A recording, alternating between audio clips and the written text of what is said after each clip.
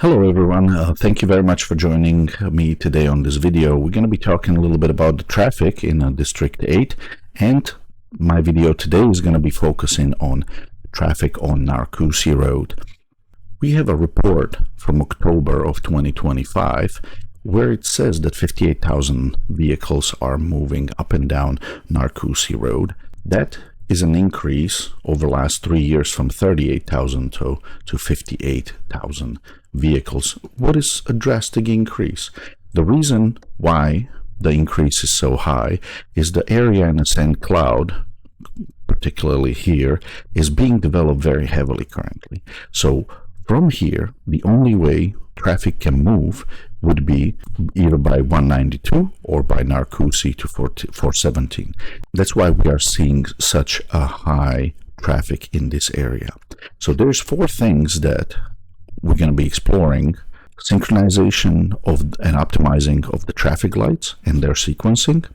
So number two is going to be extension of the turning lanes. Number three is going to be creating a clover leaf between 417 and Narcoossee Road, and then expediting the development of 534 and the Sunbridge Parkway connection to 528.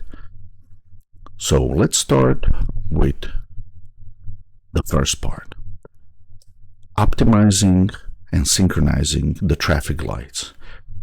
If you are driving from Osceola County into Orange County on Narcoossee Road, you can automatically see when you are crossing the county line. All of a sudden, the green wave no longer works, and it's right here by Buggy Creek. That creates slowdown in traffic. So optimizing would create much better throughput of the cars. It's a continuous improvement.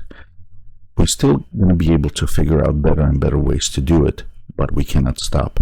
We need to make sure that we understand the morning traffic, we understand the afternoon traffic, and we synchronize the lights to create the least amount of headache on the roads and least amount of everybody waiting on a red light. So the second portion would be extension of turning lanes, and I'm going to go into only a couple examples. For example, coming off of 417 onto Narcoossee Road, there's a large population that lives in Eagle Creek. But if you look at the connection to Eagle Creek, the turning lane into Eagle Creek only can fit 8 to 10 vehicles. So if there's more vehicles that try to turn in, they're going to block lanes. And then out of the 3 lanes, we now have only 2 that are bypassing the traffic. So extension of these turning lanes where we can fit 20, and as you can see, probably even 30 cars onto this particular one. The other ones, we can increase it by a little bit, not too much. For example, here, turning into Tavistock Lakes, coming from Osceola County. Again, you can probably fit 8 to 10 cars before, but if we extend it, we're going to be able to squeeze more cars. Also, I would be a proponent of putting either curb or bollards in between the lanes, so somebody's not trying to cut in to the lane and blocking the road as well. And as you can see, there's plenty of space that we can extend this. So those are the first two: optimizing of the traffic lights and extending the turning lanes. Now let's look at the clover leaf. For this, I'm gonna snap a picture and we're gonna start doing some drawing. Coming either north or south on Narcoossee Road, you need to stop twice before you can turn onto the 417. If you're coming from north, there will be a red light right here, and then red light right here before you can turn on 417 and go north. If you're going from the south and you're trying to go south 417, it's the same thing. You have to stop somewhere here, then you have to stop somewhere here before you can turn. By eliminating these 2 lights, it's possible by creating a clover leaf. And when I say clover leaf, this is what I mean. So the traffic coming from the south Narcoossee and trying to go on south 417 would go this way and pop on. The one that is offloading from 417 going south and want to go north Narcoossee would go this way. The one that wants to go south Narcoossee would loop around, come down here.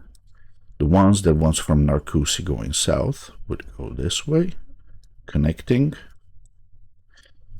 going from 417 north to Narcoossee south, going south on Narcoossee and try to go north on 417 would create a loop that would onboard you this way. And the same we would do offloading from 417 going north to Narcoossee going north, and we would keep this one the way it's onboarding right there. So that's when I say cloverleaf, this is what we are trying to do. That would eliminate the last two lights and significantly increase the throughput. It's not necessarily double, but it would definitely increase it a lot. And the last thing that I would like to talk about today would be the project 534. So this is a connection of 417 down to Nova Road. Then there's going to be further extension all the way to 192 that Osceola County is working on. This would create an alternate path for people to get from the St. Cloud area to 417. This portion that is dotted here, it's called Sunbridge Parkway. That is also very important because that would completely bypass everybody who is trying to get to the East Coast, and it would give them a quick way to get onto 528 and go either east or west.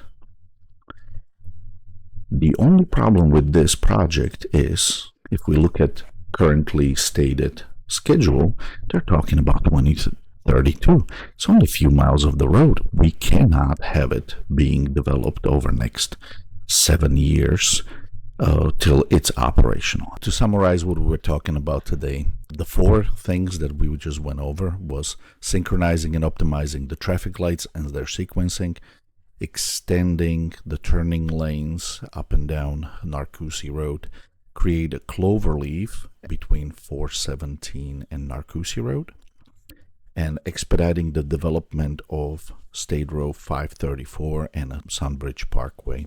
I will be advocating for these four things to be happening simultaneously and as quick as possible to ease the traffic in the Narcoossee corridor. If you have any other suggestions, please reach out to me. My website is voteforhouse.com.